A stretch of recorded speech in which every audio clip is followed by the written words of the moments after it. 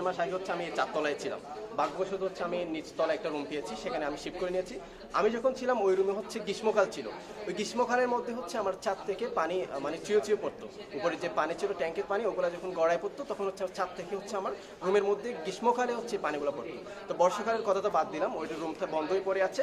এবং বাকি রুমগুলোর যে অবস্থা সেগুলো দেখা যাচ্ছে পলিস্টারগুলো যদি খসে পড়ে তাহলে দেখা যায় প্রশাসন থেকে বা কর্তৃপক্ষ থেকে পলিস্টারগুলো আবার হচ্ছে কি করে দেওয়া হয়, ঠিক করে দেওয়া হয়। আবার কয়েকদিন পর আবার এগুলো আবার খসে পড়ে। ঠিক সেম অবস্থা প্রত্যেকটা রুমের ক্ষেত্রে। এবং বর্ষাকাল যদি বলি, এবং এখানে যতগুলো রুম আছে বেশিরভাগ ক্ষেত্রে হচ্ছে আপনার পানি চুয়ে পড়ে।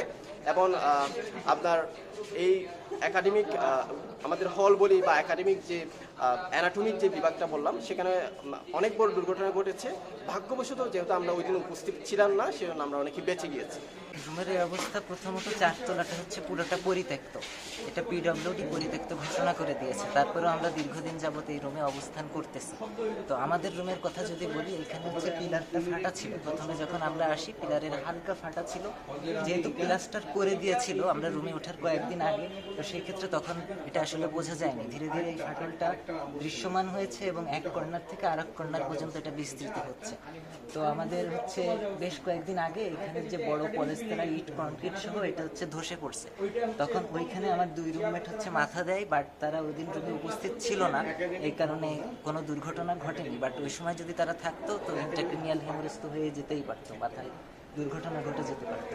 আর তার আগে রুমের ছাদের অংশ এখানে খসে পড়ার মতো অবস্থা। আর আমরা যে ওয়াশরুমটা ইউজ করি, এই ওয়াশরুমও এখানে ধসে পড়েছে ছাদ, এবং এটা ব্যবহারের আর এখন উপযুক্ত নয়।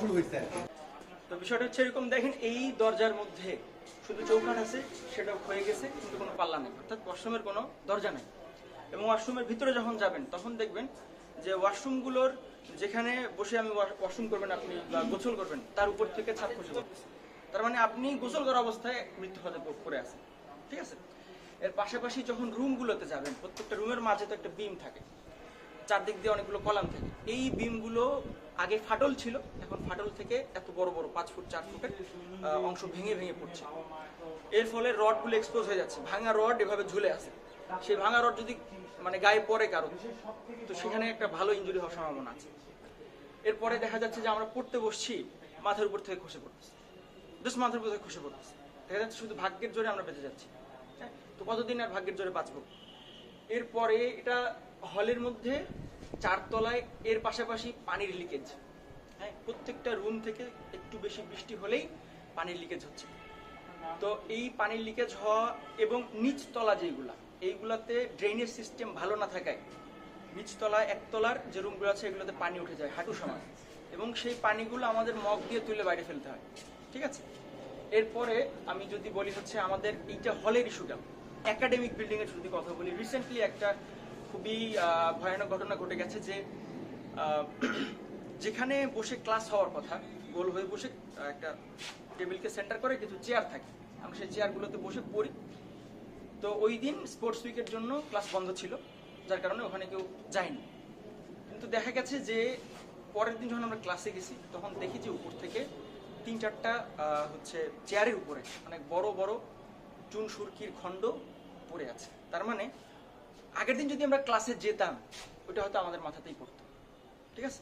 তো এইখানে আসলে আমরা একটা মৃত্যু ফাঁদের মধ্যে এখন অবস্থান করছি। হ্যাঁ, আমাদের কলেজ কর্তৃপক্ষ যারা, অর্থাৎ প্রিন্সিপাল স্যার, প্রভোস্ট স্যার, তারা নিজেদের সর্বোচ্চ দিয়ে চেষ্টা করছেন যাতে আমাদের একটা বিকল্প আবাসন, নতুন আবাসনের ব্যবস্থা করা হয়। কিন্তু স্বাস্থ্য মন্ত্রণালয়, অর্থ মন্ত্রণালয়, একনেক, এই যে বিভিন্ন অফিসের তদবিরের যে কাজকর্ম, এই দীর্ঘসূত্রিতার কারণে আমরা বাধ্য হচ্ছে এই মৃত্যু ফাঁদের মধ্যে থাকতে। তো আমাদের যদি কিছু হয়ে যায়, দেখেন এটা কিন্তু মানে এমন না যে কোনো একটা সাধারণ একাডেমিক বিল্ডিং বা সাধারণ কোনো একটা জায়গা, এটা কিন্তু দেশ সেরা মেডিকেল কলেজ। অর্থাৎ মেডিকেল ভর্তি পরীক্ষায় 1.5 লাখ পরীক্ষার্থীর মধ্যে টপ 230 জন এখানে পড়ে। এখানকার যদি অবস্থা এরকম হয় তাহলে ভাবেন যে এটা মানে আমাদের দেশের জন্য কতটা লজ্জাজনক, তাই না।